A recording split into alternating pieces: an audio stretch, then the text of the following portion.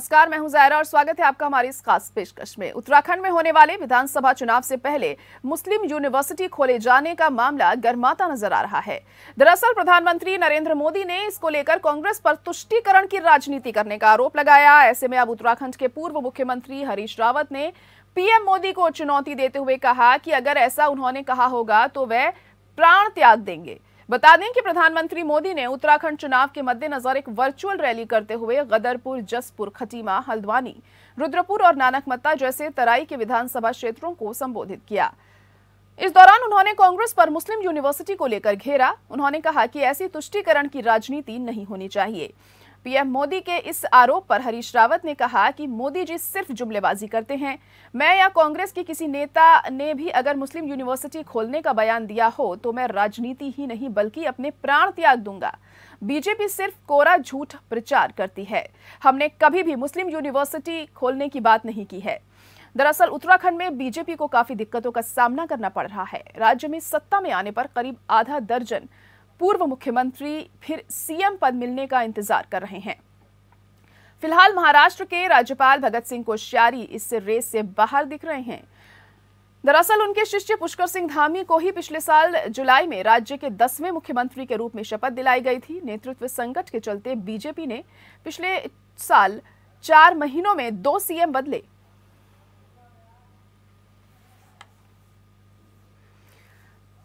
तो कांग्रेस और बीजेपी में ये जो जंग छिड़ी हुई है, बयानबाजी लगातार जारी है। आपको बता दें कि प्रधानमंत्री नरेंद्र मोदी ने वर्चुअल रैली की थी और इस दौरान ये कहा कि जो कांग्रेस है वह उत्तराखंड में मुस्लिम यूनिवर्सिटी खोलने की बात कह रही है। इसको लेकर अब हरीश रावत कह रहे हैं कि अगर मैंने या फिर हमारी पार्टी के किसी भी नेता ने कुछ भी ऐसा कहा होगा तो मैं प्राण त्याग दूंगा, यहां तक उन्होंने कह दिया। तो अब देखना यही होगा कि अब जिस तरीके से इस मुद्दे को लेकर बयानबाजी जारी है, आगे कितनी और सियासत गर्माती है। 14 फरवरी को उत्तराखंड में भी वोटिंग होनी है। तमाम पार्टियां एक दूसरे पर आरोप प्रत्यारोप कर रही हैं और बीजेपी और कांग्रेस मुख्य पार्टी के तौर पर हैं उत्तराखंड में। और अब जनता किसे चुनती है, खैर ये तो आने वाला वक्त ही बताएगा। लेकिन फिलहाल जो बयानबाजी है वो लगातार जारी है। बीजेपी जहां लगातार कांग्रेस को घेरने में लगी हुई है, तो कांग्रेस भी अपने आप को सही साबित करते हुए बीजेपी को घेरती हुई दिखाई दे रही है। और इसी पर आज हम चर्चा भी करने वाले हैं। खास मेहमान हमारे साथ जुड़ चुके हैं। विनय गोयल जी हमारे साथ जुड़ चुके हैं जो कि बीजेपी स्पोक्स पर्सन हैं। इसके अलावा मनोज गुंबर जी भी हमारे साथ जुड़ चुके हैं जो कि कांग्रेस नेता हैं। आप दोनों का बहुत स्वागत है हमारे इस खास प्रोग्राम में। विनय गोयल जी, पहले आपके पास ही आना चाहूंगी कि आप जिस तरीके से प्रधानमंत्री नरेंद्र मोदी इस बात को उठा रहे हैं कि मुस्लिम यूनिवर्सिटी खोलने की बात कही है कांग्रेस ने, लेकिन हरीश रावत तो साफ तौर पर कह रहे हैं कि हमने ऐसा कुछ नहीं कहा है और अगर पीएम इसका सबूत दे दें तो मैं अपने प्राण तक त्याग दूंगा। क्या कहेंगे? देखिए, हरीश रावत जी अपने इस प्रकार के बयानों के लिए कुख्यात हैं। पहले उन्होंने जुम्मे की छुट्टी के बारे में कहा था कि साहब मैंने जुम्मे की छुट्टी के बारे में कोई अध्यादेश जारी नहीं किया, अगर मैं कोई अध्यादेश दिखा देगा तो मैं राजनीति से संन्यास ले लूंगा। हमारे साथी प्रवक्ताओं ने उनका वो जुम्मे की छुट्टी का आदेश भी दिखा दिया, लेकिन अभी तक वो घटिया स्तर की राजनीति करने में लगे हुए हैं। इसी प्रकार से जब यहाँ सहसपुर विधानसभा के एक प्रत्याशी जो लिबरल वादी होकर चुनाव लड़ रहे थे कांग्रेस से, उन्होंने अपने बैठने की शर्त पर ये शर्त लगाई कि सहसपुर क्षेत्र में मुस्लिम यूनिवर्सिटी बनाई जाएगी, तो वहां उसको जो मांग पत्र दिया उस पर हरीश रावत जी ने अपनी सहमति जाहिर की और वो सार्वजनिक हुआ, सारा पब्लिक डोमेन में है। अब अगर उन्हें लगता है कि उनसे गलती हुई है तो उन्हें जनता से माफी मांगनी चाहिए। जी मनोज जी, आप क्या कहेंगे इस पर, क्योंकि अब यहाँ पे इन्होंने जुम्मे की छुट्टी की भी बात की है। क्या उत्तराखंड में ऐसा कुछ है क्या कि जुम्मे की छुट्टी होती है? क्योंकि मेरी जानकारी में तो ऐसा नहीं है। और आप जिस तरीके से हरीश रावत जी कह रहे हैं कि मैं अपने प्राण त्याग दूंगा अगर ये इस बात को सही साबित कर देंगे कि मुस्लिम यूनिवर्सिटी की बात की गई है, आप क्या कहेंगे इस पर? मैं यही कहना चाहूंगा कि सिर्फ झूठ फैलाया जा रहा है। माननीय हमारे हरीश रावत जी जो हमारे मुख्यमंत्री पहले रह चुके हैं, उन्होंने इस तरह की कोई बात नहीं करी है। सिर्फ चुनाव में ये चुनावी स्टंट है। ये सिर्फ हिंदू मुस्लिम की राजनीति करना जानते हैं और इन्हें कुछ नहीं, इन्होंने विकास के नाम पे उत्तराखंड में कोई चीज नहीं है। सिर्फ खनन का यहाँ पे खनन जो है अवैध खनन का इन्होंने कारोबार करा है। बाकी कुछ जनता के लिए कोई ऐसा काम नहीं करा। 1000 रुपए का इन्होंने सिलेंडर कर दिया, ठीक है। पब्लिक में कोई रोजगार नहीं निकाला इन लोगों ने, कोई इन्होंने किसी तरह की भी कोई सुविधा पब्लिक को नहीं दी। इसलिए पब्लिक इस बार उत्तराखंड में कांग्रेस सरकार आ रही है और हरीश रावत जी हमारे मुख्यमंत्री बनेंगे, ये मैं बिल्कुल आश्वस्त हैं हम लोग। आप आश्वस्त हैं इस बात को लेकर, लेकिन विनय गोयल जी आपको क्या लग रहा है, क्योंकि हर बार हम उत्तराखंड का इतिहास जो रहा है कि सत्ता परिवर्तन होता है और यहाँ पर मनोज गुंबर जी भी काफी आश्वस्त हैं अपनी जीत को लेकर। क्या फिर से एक बार उत्तराखंड में सरकार बनाने में आप लोग कामयाब रहेंगे? ऐसे किस आधार पर आप कह रहे हैं, क्योंकि लगातार यहाँ पर जो आप पर आरोप इस बात के लग रहे हैं कि ध्रुवीकरण की राजनीति, तुष्टीकरण की राजनीति आप लोग कर रहे हैं? नहीं नायरा जी, ये कहना बिल्कुल गलत है।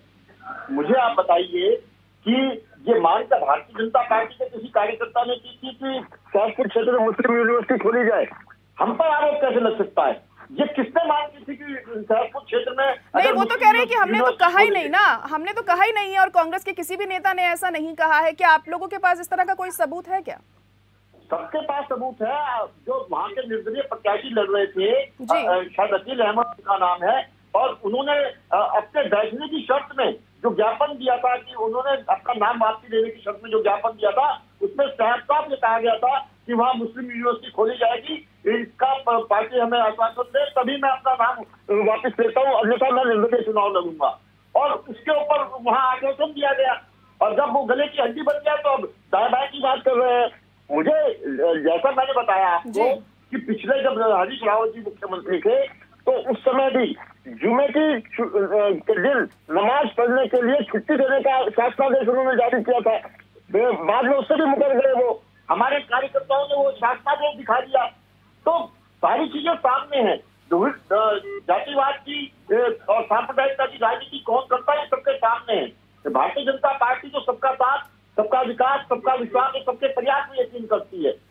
और अगर कांग्रेस के वरिष्ठतम नेता अपनी सीट नहीं ढूंढ पा रहे हैं, उन्हें जिस सीट से वो चुनाव लड़ना चाहते हैं वो सीट उन्हें नहीं मिल रही, तो इसमें भारतीय जनता पार्टी का दोष नहीं है। अगर उनके साथी ही उनके खिलाफ चुनाव लड़ने के लिए तैयार है, उन्हें चुनौती दे रहे हैं, तो ये उनकी समस्या है, भारतीय जनता पार्टी की समस्या नहीं है। मनोज गुंबर जी, क्या जवाब देना चाहेंगे आप इन तमाम आरोपों का, जिस तरीके से कह रहे हैं यहाँ पर विनय गोयल जी? क्या कहेंगे? मैं यही कहना चाहूंगा कि इन्हें खाली बस हिंदू मुस्लिम की राजनीति आती है। विकास नाम की उत्तराखंड में कोई चीज नहीं है। मैं गदरपुर विधानसभा में रहता हूँ, यहाँ पे शिक्षा मंत्री चुनाव लड़ रहे हैं, जो पूर्व शिक्षा मंत्री हैं जी, और उनके सामने प्रेमानंद महाजन चुनाव लड़ रहे हैं। शिक्षा मंत्री ने गदरपुर में बाईपास तक बनने नहीं दिया। शहर को अतिक्रमण के नाम पे 3 बार तोड़वा दिया गया। उसके बाद गदरपुर में जहाँ पे वो उनका कार्यालय है, उनके कार्यालय के सामने वाले पार्क में 2-2 फुट 3-3 फुट पानी भर जाता है। उसके साथ में रोड है। हमने उस रोड पे परसों धान की रोपाई करी थी। उस रोड में इतने बड़े बड़े गड्ढे हैं। जब ये अपने क्षेत्र का, अपने नगर का ही विकास नहीं कर पाए, ये पूरे उत्तराखंड का क्या विकास करेंगे? आप बताइए। शिक्षा मंत्री, इतना बड़ा पद इनके पास था, उस पद की गरिमा भी अगर ये रखते तो गदरपुर विधानसभा में कुछ विकास दिखता। कोई विकास नाम की चीज नहीं है, बाईपास नाम की चीज नहीं है। कितने लोग एक्सीडेंट में मारे गए, इन्हें किसी चीज की कोई शर्म नहीं है। इन्होंने कोई विकास नाम की चीज नहीं करी। 5 साल हो गया गदरपुर का बाईपास रुके हुए। एक छोटा सा हमारी विधानसभा है, उसका बाईपास आज तक शिक्षा मंत्री नहीं बनवा पाए। आप बताइए कैसे? और उत्तराखंड में 3-3 मुख्यमंत्रियों का बोझ उत्तराखंड की जनता पे लादा गया। मतलब एक कार्यकाल में 3-3 मुख्यमंत्री, जिनकी पेंशन भी उत्तराखंड की जनता पे भार पड़ेगा, जिनको सारी सुविधाएं जो हैं सब उत्तराखंड की जनता पे बोझ पड़ेगा। आप बताइए, 3-3 मुख्यमंत्री इन्होंने बदले और विकास नाम की कोई चीज नहीं है उत्तराखंड में। बिल्कुल हम लोग आश्वस्त हैं। और ये लोग सिर्फ ऐसी राजनीति करते हैं कि बस खाली लोगों को भड़काने की राजनीति करते हैं। विकास की कोई राजनीति नहीं है। किसी को कोई रोजगार नहीं दिया गया इनके द्वारा, कोई वैकेंसी नहीं निकाली गई। युवा जो हैं बेरोजगार हो चुके हैं यहाँ पे। चलिए ठीक है मनोज गुंबर जी, इसका जवाब मैं आपसे जानना चाहूंगी। जिस तरीके से अभी विनय गोयल जी ने यहाँ पर ये बात कही कि जो हरीश रावत की सरकार थी, जब वो मुख्यमंत्री थे, उस वक्त पर जुम्मे की छुट्टी घोषित की गई थी। कुछ इस बारे में आप रोशनी डालेंगे कि उस वक्त पर ऐसा क्या हुआ था? ऐसा कुछ भी नहीं है मैडम। सिर्फ ये मैं कह रहा हूँ ना आपसे, सिर्फ राजनीति इनकी यही है कि भाई हिंदू मुस्लिम वाली बात कह के ये लोग वोट लेने की राजनीति करते हैं। कोई धरती पे इनका विकास नहीं है। 3-3 मुख्यमंत्री इनके अभी रहे हैं, 5 साल इनके बीते हैं। आप बताइए कि एक गदरपुर, एक छोटी सी विधानसभा, उसका बाईपास तक नहीं बनवा पाए ये लोग। आप बहुत राजनीति करते हैं ये पूरे प्रदेश की और पूरे देश की। जी हमारे चलिए ठीक है, विनय जी से जवाब ले लेते हैं। विनय जी, आप क्या कहेंगे? कह रहे हैं कोई भी विकास कार्य पिछले 5 साल में हुआ ही नहीं है उत्तराखंड में। नायरा जी, ये तो प्रदेश की जनता जानती है कि विकास की गंगा कहाँ बही है और किस समय जनता का शोषण हुआ, किस समय मुख्यमंत्री वहां पर जो पूर्व मुख्यमंत्री कांग्रेस से थे किस प्रकार से भ्रष्टाचार का अंबार लगा हुआ था। अब मनोज जी की मजबूरी है, उन्हें अपनी पार्टी को डिफाइन करना है, तो ऐसे जितने भी स्टेटमेंट है, ऐसे जितने भी शर्मनाक करने वाले कार्यक्रम हैं उनके, उससे उन्हें अपनी पीछा छुड़ाना पड़ेगा। लेकिन क्या कोई इस बात से मुकर सकता है कि इनके तत्कालीन प्रधानमंत्री ने कहा था कि देश के संसाधनों पर पहला हाथ मुस्लिमों का है, आज उसको भी मना कर देंगे कि नहीं कहा था। उसके बाद जब ये जुमे की छुट्टी का शासनादेश दिखा दिया गया, उसके बाद भी कहते हैं कि ऐसा कोई शासनादेश नहीं हुआ था। और ये तो हर चैनल में न्यूज चली है, हर अखबार में खबर छपी है कि जो सहसपुर विधानसभा के प्रत्याशी थे, जो कांग्रेस के बागी प्रत्याशी थे, उन्होंने इस शर्त पर बैठने की बात कही थी कि अगर वहां पर मुस्लिम यूनिवर्सिटी खोली जाए और सार्वजनिक रूप से उस पर सहमति दी गई तो इससे कैसे भाग सकते हैं ये। और अब उस विषय पर अपनी बात रखने के बजाय मनोज जी दाएं बाएं की बात कर रहे हैं, कदरपुर विधानसभा में भी आते हैं, जिस विषय में बात हो रही है उस विषय में बात करें ना। को लगातार हम बात कर रहे हैं, जैसे उत्तराखंड की सियासत में पुरजोर गर्मी इन दिनों देखने को मिल रही है। 14 तारीख को वोटिंग होनी है और अब जिस तरीके से मुस्लिम यूनिवर्सिटी खोले जाने को लेकर जो मामला है गर्माता जा रहा है, खास मेहमान भी हमारे साथ जुड़े हुए हैं। मनोज जी, आपके पास ही आना चाहूंगी अब कि अब मुस्लिम यूनिवर्सिटी खोले जाने को लेकर प्रधानमंत्री ने यह बात कही है कि आप लोग तुष्टीकरण की राजनीति यहाँ पर करते हैं। हालांकि आप लोग इसको सिरे से नकार रहे हैं, लेकिन किस तरीके से करेंगे अपनी बात साबित आप? मैं मैडम यही कहना चाहूंगा, माननीय प्रधानमंत्री मोदी जी का हम सम्मान करते हैं। वो इस हमारे देश के प्रथम व्यक्ति हैं, मतलब हमारे देश के प्रधानमंत्री हैं और हम उनका सम्मान करते हैं। लेकिन इस तरह की राजनीति, जिस तरह से वो हरीश रावत जी पे आरोप लगा रहे हैं, आरोप लगाना और आरोप सिद्ध होना मैडम दोनों अलग अलग विषय होते हैं। किसी पे भी कोई भी आरोप लगा दे तो लेकिन आरोप सिद्ध करना चाहिए कि भाई उन्होंने ये बात कहाँ पे कही। जब वो इतनी बड़ी बात कह रहे हैं कि अगर आप साबित करोगे तो मैं मतलब राजनीति से इस्तीफा दे दूंगा, मैं सब कुछ छोड़ दूंगा, मैं अपने वो कर लूंगा, तो ये इतनी बड़ी बात एक हमारे पूर्व मुख्यमंत्री हरीश रावत जी कह रहे हैं, तो वो कोई छोटी बात नहीं है। तो इस तरह के आरोप मैडम चुनाव में लगते रहते हैं, ये आप भी जानते हैं, लेकिन ऐसा कोई भी विषय नहीं है। सिर्फ ये लोग चुनाव में इन्हें अपनी हार दिख रही है, तो ये अब यही इनके पास आखिरी हथकंडा है कि इसी हथकंडे को इस्तेमाल करके ये सत्ता में दोबारा आना चाहते हैं। लेकिन उत्तराखंड की जनता सब जान चुकी है और वो माननीय हरीश रावत जी के साथ है और उनको मुख्यमंत्री के रूप में देखना चाहती है, क्योंकि पहले भी उन्होंने उनका कार्यकाल देखा, बहुत अच्छा उन्होंने विकास कार्य किए, ये रोजगार दिए, रोडों का निर्माण हुआ, सब काम हुए। लेकिन जब से इनकी सरकार आई है तब से विकास कार्य ठप हैं, रोजगार बिल्कुल बंद हो चुके हैं, किसी को किसी तरह का कोई रोजगार इनके द्वारा नहीं निकाल के दिया गया, किसी की कोई नियुक्ति नहीं हुई। और मैं यही कहना चाहूंगा कि ये एक सिर्फ चुनावी बातें कर रहे हैं कि ये सिर्फ मतलब हमें उलझाना चाहते हैं कि हम इसी में उलझे। लेकिन हमारे माननीय जो पूर्व मुख्यमंत्री हरीश रावत जी हैं वो अपना संयम से अपना प्रचार प्रसार में और सब कुछ देख रहे हैं। ऐसा नहीं है बस ये लोग खाली इन्हें यही आता है बस राजनीति में, और इनके पास कोई विकास कार्यों का कोई लिस्ट नहीं है कि हमने ये करा हमने वो करा। सिर्फ यही है कि बस मुस्लिम यूनिवर्सिटी वाला मुद्दा इन्होंने पकड़ लिया और उसी मुद्दे को पकड़ के ये सत्ता में दोबारा काबिज होना चाहते हैं। इस तरह की कोई बात नहीं है। विनय गोयल जी कह रहे हैं कि आप लोगों को अपनी हार का डर सता रहा है, इस वजह से इस तरह के हथकंडे आप लोग अपना रहे हैं, क्योंकि आप लोगों को ऐसा लग रहा है कि आप इस बार जीत नहीं पाएंगे और हरीश रावत को उत्तराखंड की जनता मुख्यमंत्री बनाना चाह रही है और ये सब आप लोगों की राजनीति ही है। क्या कहेंगे, क्या आप ये बात साबित कर पाएंगे कि मुस्लिम यूनिवर्सिटी खोलने का मुद्दा बना था यहाँ पर और ये बात कही गई थी? मेहरा जी, हार का डर किसको सता रहा है ये तो आप देख लीजिए कि कौन किस तरह से बैकफुट पर है, किस तरह से बस आंसू निकलने की देरी है, तो समझ में आ रही है, बॉडी लैंग्वेज बता रही है कि कौन हार रहा है कौन जीत रहा है। लेकिन मैं आपको बता रहा हूं कि मनोज जी कह रहे हैं कि साहब हरीश रावत जी इतने बड़े आदमी हैं, पूर्व मुख्यमंत्री हैं और उनकी बात पे यकीन करो, या देश के जो प्रधानमंत्री हैं, अगर देश के प्रधानमंत्री कोई बात कह रहे हैं मतलब उनकी बात पे यकीन ना करें, या देश के प्रधानमंत्री को इस तरह की छोटी बात कह सकते हैं। हम पूरे मीडिया ने देखा है, सब जो कुछ हुआ है सब मीडिया के सामने हुआ है, सारे समाचार पत्रों में छपा है। अकील अहमद जी जो सहसपुर विधानसभा के कांग्रेस के बागी प्रत्याशी थे, उन्होंने शर्त रखी थी कि वो तभी चुनाव मैदान से हटेंगे अगर सहसपुर में मुस्लिम यूनिवर्सिटी खोली जाएगी, और जब ये इनके गले की हड्डी बन गया तो अब जान छुपाते फिर रहे हैं। मैं ये कहना चाहता हूँ कि ये कह रहे हैं कि हरीश रावत जी मुख्यमंत्री बनेंगे, इनके पार्टी के लोगों ने उन्हें रास्ता नहीं दिया, और तो और जो हरीश रावत जी के खास चेहरे हुआ करते थे, रंजीत रावत जी, उन्होंने कह दिया कि रामनगर से अगर हरीश रावत जी चुनाव लड़ेंगे तो मैं इनके खिलाफ विद्रोही चुनाव लड़ूंगा। और उस चक्कर में राम का नगर छोड़ के उन्हें लाल कुएं की तरफ जाना पड़ा। तो ये तो प्रकृति भी अब नियति भी संकेत कर रही है कि हरीश रावत जी का क्या होने वाला है और किसकी सरकार बनने वाली है। चलिए ठीक है, अब क्या होगा हरीश रावत जी के साथ ये तो बाद में ही पता चलेगा चुनावों के, क्या जनता उन्हें चुनती है या फिर नहीं चुनती है। लेकिन हम बीजेपी की बात करें, जो मौजूदा सरकार है, तो उसमें भी तो आप लोगों को 3-3 मुख्यमंत्री बदलने पड़ गए। 4 महीने में 2 मुख्यमंत्री बदल दिया आप लोगों ने पिछले साल। आखिर ऐसा क्यों करना पड़ा जब आप लोग अपने काम को लेकर इतने ज्यादा आश्वस्त थे कि आप ही जीतेंगे? हम तो चुनौती देते हैं। अगर कांग्रेस इस मुद्दे पर चुनाव लड़ना चाहती है कि कांग्रेस ने अपने कार्यकाल में 2 मुख्यमंत्री बदले थे और भारतीय जनता पार्टी के कार्यकाल में 3 बदले गए, तो इसको अगर मुद्दा बना के चुनाव लड़ना चाहते हो तो जनता निर्णय करेगी। नहीं, तो आप इस तरीके से कैंडिडेट चुन रहे हैं मुख्यमंत्री के लिए, ऐसा चेहरा आप उतार रहे हैं जो काम ही नहीं कर पा रहा है, तो आपको खुद ही चेहरे बदलने पड़ रहे हैं मुख्यमंत्री के काम करने के लिए। मतलब खुद ही आप आश्वस्त नहीं है ये पद ओहदा देते टाइम। ये कहना गलत है। अगर हम किसी दिल्ली के लिए अपनी एक गाड़ी में चले, रास्ते में हमें किसी भी कारण से अगर ड्राइवर चेंज करना पड़े, तो लक्ष्य तो हमारा मंजिल पर पहुंचने का है और हम मंजिल पर पहुंचे हैं। और हमने अब की बार 60 पार का जो नारा दिया था, हम अब की बार 60 पार को प्राप्त करते रहेंगे।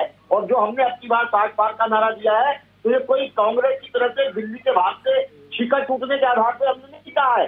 भारतीय जनता पार्टी को पिछला जब विधानसभा का चुनाव हुआ था तो 46.5% वोट मिले थे, 46.5%। और उसके बाद जब पिछला लोकसभा का चुनाव हुआ तो हमें 57% वोट मिले। और उस 57% वोट मिलने पर उत्तराखंड की 70 में से 65 सीटों पर भारतीय जनता पार्टी आगे रही थी।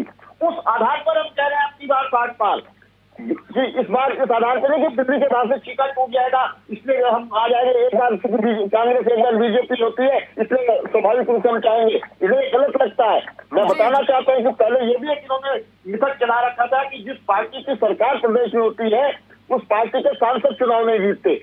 लेकिन पिछले लोकसभा चुनाव में हमारी सरकार भी थी उत्तराखंड में और 5 के 5 सांसद हमारे जीते।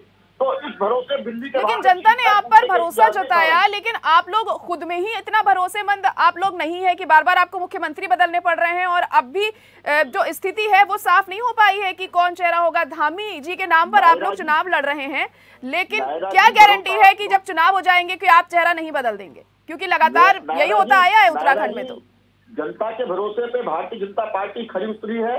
उत्तराखंड में अटल आयुष्मान योजना चल रही है जिसमें कि उत्तराखंड का हर निवासी उसके अंदर कवर्ड है। हमारे यहाँ ऑल वेदर रोड बन रही है जो भूतों का भविष्य में काम हुआ है। कल परियार रेल लाइन बन रही है। हर जिले में आईसीयू बन गए हैं।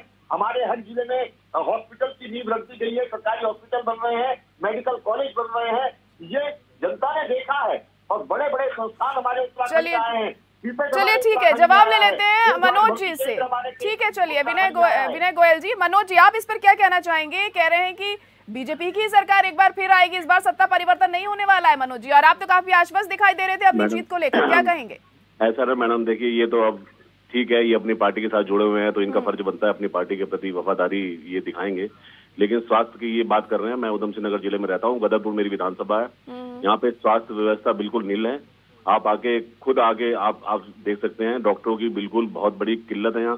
कोरोना काल में ऑक्सीजन सिलेंडर के लिए इतनी मारो मार यहाँ पे हुई, इतने लोगों ने अपनी जान से हाथ धो बैठे। सिर्फ ऐसा ना देखिए, बातें करने में बातें तो ये बहुत बड़ी बड़ी करते हैं, लेकिन वो बात धरती पे दिखनी भी तो चाहिए कि कैसे गदरपुर में अब जाके सुविधाएं थोड़ी सी ठीक हुई हैं। जब हम लोगों ने प्रदर्शन करे, हम लोगों ने इतना लगे, हम लोग की सरकार के खिलाफ हम लोगों ने वो ज्ञापन वगैरह दिए कि भाई ये गदरपुर में गैस पाइपलाइन जो है हॉस्पिटल में गैस का वो लगना चाहिए, तब जाके मैडम सुविधाएं सही हुई। नहीं तो कोरोना काल में इतने लोगों को सिलेंडर की दिक्कत हुई, ऑक्सीजन की, कि कई लोग अपनी जान से हाथ धो बैठे सिलेंडर की कमी के कारण। ऑक्सीजन सिलेंडर तक उपलब्ध नहीं हो पा रहे थे। तो आप बताइए ना, ये बड़ी बड़ी बातें तो मैडम कर सकते हैं, लेकिन बिल्कुल स्वास्थ्य व्यवस्था बिल्कुल यहाँ की खराब है।